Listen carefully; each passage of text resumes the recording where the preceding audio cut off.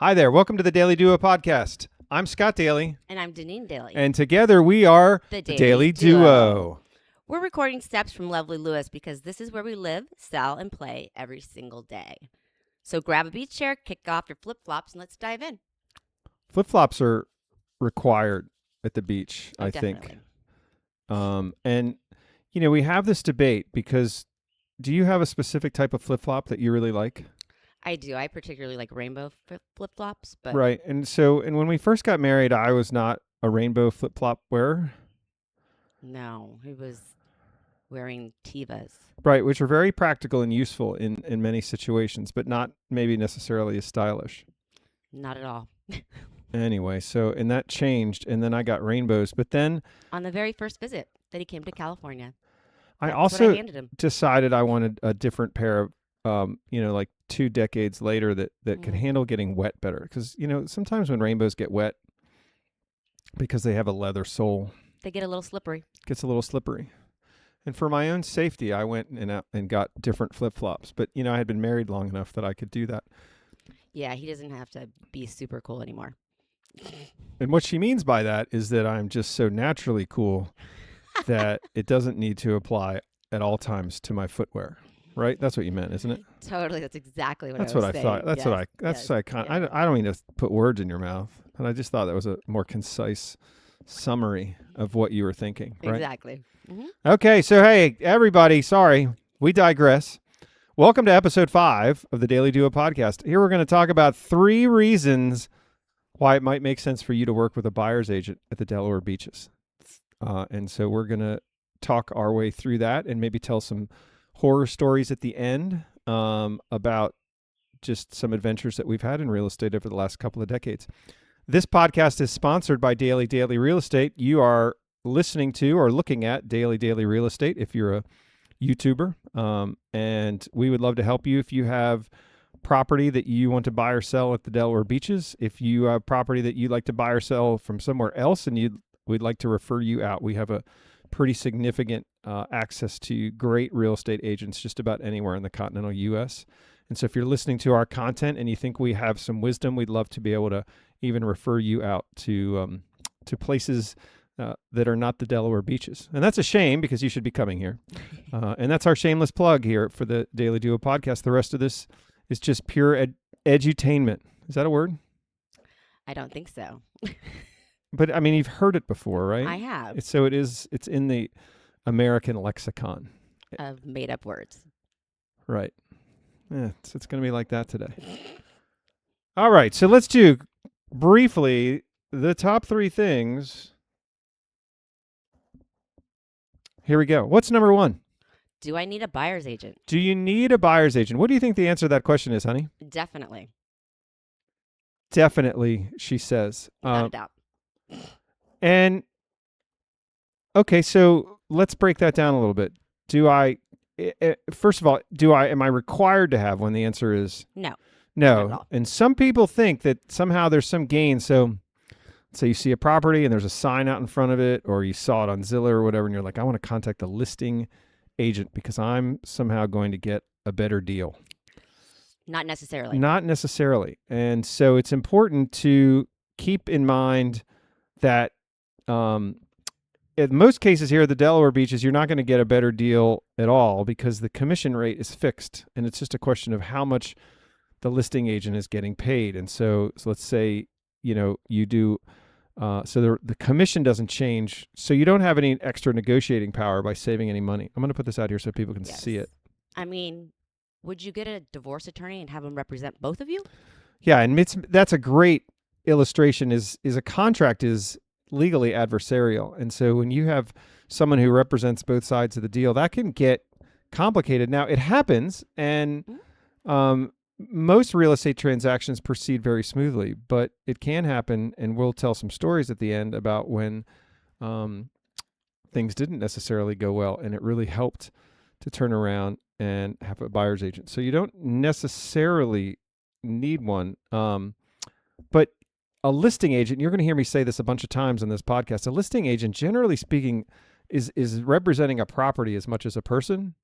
And so, because that's who is buttering their bread is the property owner, and their job is to move the property. And if they can do that and represent you, the buyer, as well, they will. But their ultimate loyalty, in my opinion, needs to be with the property owner, because that was their first thing, and it's representing that property. And so that is sort of one of the important things about understanding representation, is that when you have a buyer's agent, you have an advocate in your corner. Hopefully you have a buyer's agent that has some experience and knows what they're doing.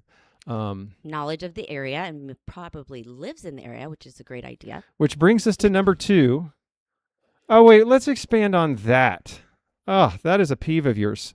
So Delaware's a small state, right? And so every once in a while, and I feel like it's gotten more common yes. than less, is that you have like an agent who's based out of Wilmington, Delaware, or Newark, Delaware, or Middletown, Delaware, or Pennsylvania, or Virginia. And they have a license. So once you get a license to sell real estate in Delaware, you're licensed for the whole state. And so technically, somebody must call them and say, hey, I've got this beach house I want to sell. And they're like, I'll list it for you. And how does that work? Why don't you break down what happened just like a month ago when you were representing some buyers with some out-of-town agents?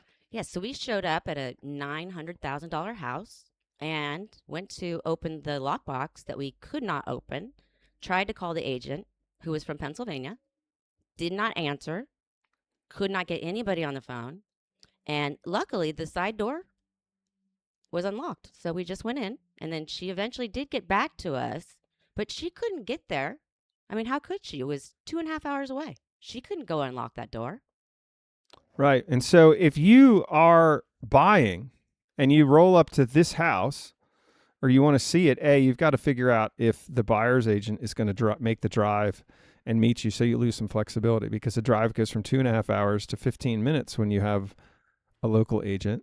And what is that Wilmington agent going to tell you about the community, about the neighborhood, about any of those things? She's going to tell you nothing. She's going to tell you about her experiences here when she was younger and hung out in Dewey. Right. She doesn't know local doctors. She doesn't know where your kids should go and hang out, or where your grandkids should go. She doesn't know the best restaurants and where to go and why. She doesn't know what's happening here and there. And a good buyer's agent should know all those things. Exactly. And so when we get people, because we have people that come through the podcast and come through our YouTube channel, and they are listening to us and they enjoy our content, but they are somewhere else that is not the Delaware Beaches. And even if it's up in Wilmington, we refer you to people we know and trust in our network. Because I can't tell you everything that I can tell you about Hocassin. I play tennis up there. I go there a lot. It's lovely. But I don't know much about Hocassin. Right. So I would not list a house in Hocassin. There you go. But she can refer you to an agent that is a professional in that area. And that's the point, is the best service that you can get for our client is what we're looking for. All right. So number 1 is, who represents your interests. What's number 2, honey? Who is showing you the community? Who is showing the community? So chances are, as a buyer, if you're coming to the Delaware Beaches, you're coming from out of town. You don't know this area as well as you know where you're from. We deal with buyers who are relocating here, or they're buying a second home all the time. And so you're not just buying a piece of property that sits, in an area with a Lewes or Rehoboth Beach zip code. You're talking about a huge lifestyle change. And what is one of the things that is really important to you about helping clients transition in that lifestyle? I just like to help them find exactly what they want to do, like whether they're really into biking or walking, or just want to find a fun little mahjong group. Doesn't matter. I just like to connect people with other people, and it's a really fun thing that I actually love and enjoy. It doesn't benefit me, but you want to get your brows done, I know where to go. You want to get your hair done, I know where to go. I want to get my brows done. But I can tell you where to go to Pilates. If you want to go climbing indoor. She'll tell you where to go. She won't tell me where to go. Yes. So I've been here for 25 years and I take pride in knowing everything there is to know about the area. Boom. And so when you have somebody who is representing you as the buyer and you're looking at more than one property versus just calling a bunch of listing agents, there is a value add with the right buyer's agent. And we think that's really important because it can be a little daunting to say, okay, I'm going to move to Delaware. And, we just got an email today of somebody who's out in Colorado and they're thinking about relocating to Delaware. And it's like, all they want to do is talk about the house. And I'm like, why don't you come here and decide you want to live here first? I mean, we can find houses. There's houses for sale everywhere. That's not the issue. But the issue is going to be is, do you want to relocate here in general? And that's a conversation that when we function as buyer's agents that we're going to have before we start looking at property, because you got to make sure that the area is the right fit before you can even start looking at a house. And I love where I live. People ask me all the time, I'm from California. They're like, don't you miss it? I said, not at all. I love where I live. Well, there you go. All right. So that's number 2. Number 3. Who is managing the transaction? Who's managing the transaction? Again, this can be problematic when you get some out-of-town agent or you get somebody that's representing the seller and there's a bunch of different steps that you need to go through. You need to get financing. And when you talk to us and we're your buyer's agent, we're going to tell you to get local financing. And you don't have to get local financing. We don't make any money as agents if you use the people we recommend, but they know how to navigate the area. They know how to navigate appraisers and stuff like that is local. Mm-hmm. What about home inspections? And we set up your home inspection right away with a local guy who has actually been a builder for years, because we want to find you the best home inspector who actually knows the ins and outs about houses, because not every home inspector is the same. I've been on both sides, and the other home inspector did a crappy job. And so it's just knowing that, you're not Googling home inspectors, or the agent doesn't look at you and say, well, you need to schedule a home inspection. Here's 3 phone numbers or something like that. Mm-hmm. That sounds like a good practice, but at the same time, it's like home inspectors are like cars. There's Kia and there's BMW, and people would argue there's a difference between the two, right? It's very true. And that doesn't mean that the Kia isn't the right fit. I'm not saying that. I'm just saying that they're different. Exactly. And so that's important. And so we're going to schedule the home inspection. We're going to make sure that they get in. And what a home inspection works, at least in this market now, is it's basically a contract renegotiation. It's here's some things to do that you're either going to do to the house or that you're going to cut off the price so that you don't do it to the house. Exactly. And so the reason why that also matters as a buyer's agent is somebody who can come back and represent your interest and not the interest specifically. Like our most recent one who came back and needed a new roof. So we were able to negotiate and get some money off the price. That's right. They weren't going to replace the roof, but they paid for the roof. Yep. And actually that one came out as help to the seller towards closing, or to the buyer, excuse me. To the buyer, yes. So that's wonderful. And one other thing is, Delaware is a state that doesn't use title companies. They use actual attorneys for closing. And, the real estate is a big business here at the beach. And so there's a lot of agent or attorneys that work at the beach and do real estate. And so we can help you navigate that. And just understanding that our job is to make sure the buyer's happy all the way through to closing. And that's what a buyer's agent's going to do. And so that is really the 3 things that you need to know. And there's one other thing that's sort of a side thing is the value after the sale, honey. Do you ever talk to our clients aside from, the standard follow-up and thank you cards and stuff after the sale? All the time. And what do you do for them? Most of it's, where should I go to eat? Where's the best Italian food? Deniene, I want to go here. Where should I find a good doctor? I'm looking for this, or a dermatologist. And I'm like, oh, well, my mother-in-law works as the dermatologist. She can fit you in. Right. And so that is just another value add that a buyer's agent should be able to provide, in our opinion, is chances are if you're buying an existing house, you're going to want to do something to it. Whether it's just paint, or maybe it's I want to add a sunroom or something else, you're going to want some referrals. You're going to want people that you can trust. And again, if you just call the listing agent represents the house you just bought, and they may or may not be willing to be a resource like that. I mean, ideally they should be, but I'm not sure it always breaks down like that. So that's an important thing. And now for the fun part, let's talk about some stories, honey. Why don't do you have any ideas of some different clients that we went through where buyer's agent representation was a big thing? Why don't you talk about one from new construction, since we do a lot of new construction? Am I allowed to say the new construction company that we worked with or no? I would keep names out of it. Okay. So just recently, we had 2 buyers, and they are amazing. We are still talking to them. Yeah, love them. And so they wanted to purchase a new construction home. And so we were able to negotiate with the said builder, and get them the lot for free. With what she means for free is they waived the lot premium. They waived the lot, and we were able to get a couple of upgrades that they necessarily would not have gotten. The only incentive was the financing. Right. And so they were able to get the builder incentive that the builder offered. Yes. But because of some of our relationships and some of our know-how, we knew when to come in. Yeah. We knew what to say, and we were able to get, like she said, a better deal and some freebies thrown in order to catch the deal. And so we have a lot of good relationships with a lot of these builders. We also know the timing of when to buy sometimes with those builders. Right. That's always important. Yes. And so that is just a little bit of value add on the new construction side that has happened for people. And I know that when I was at the final walkthrough with these clients, it's a couple, they indicated that their sales rep told them that they got deals that nobody else got. And we're very impressed that they were able to negotiate that, because generally speaking, new homes are not real negotiable on price. And so, but they are if you know what you're doing. And so that didn't cost them anything, and it saved them money. And they have reached out and had things done after closing.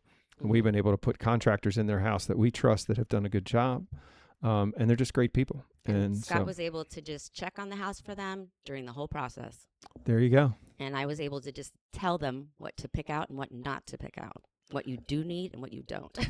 All right. So how about horror story number 2, honey? Oh, this one's a doozy. So I've had this client for a really long time. She has literally, I think, maybe 8 to 10 houses we have purchased over the years, and love her to death. So she wanted to purchase a house that was supposedly under contract.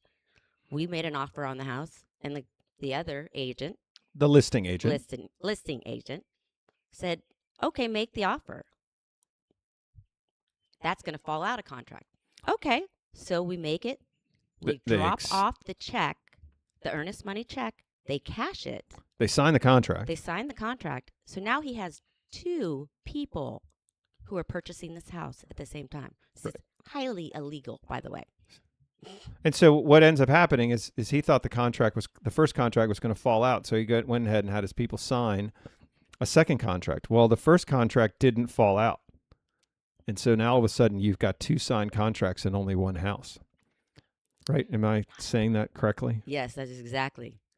And so what ended up happening was a lawsuit, because both buyers wanted the house. And both buyers had separate representation. They had buyer's agents. And so as the end result is the lawsuit was settled, and our client, who was the second contract, didn't get to buy the house. But our client was pretty handily compensated by the listing agent's company for the trouble. And that is just kind of a huge red flag. And I can't imagine how that deal would have gone if one of those buyers had gone straight to the agent and thought that that was the smarter play, is to not have representation. Yeah, exactly. And so that's kind of a big deal. Yeah. And so that's just a couple of the stories of some of the more recent adventures in real estate that we've had. And we'll have stories from time to time. We'd love to get your feedback. If you DM us or comment on Instagram or on our Buzzsprout feed where this comes from, or on our YouTube channel, we'd love to hear what you all think. And so there you have it. And if you reach out and you want to see Deniene's picks, I spent 2 years going around the whole area and picking out some of my favorite things and why. There you go. Yep. And so this is the Daily Duo podcast. I'm Scott Dailey. And I'm Deniene Dailey. Have a great day. Thank you, guys. Bye.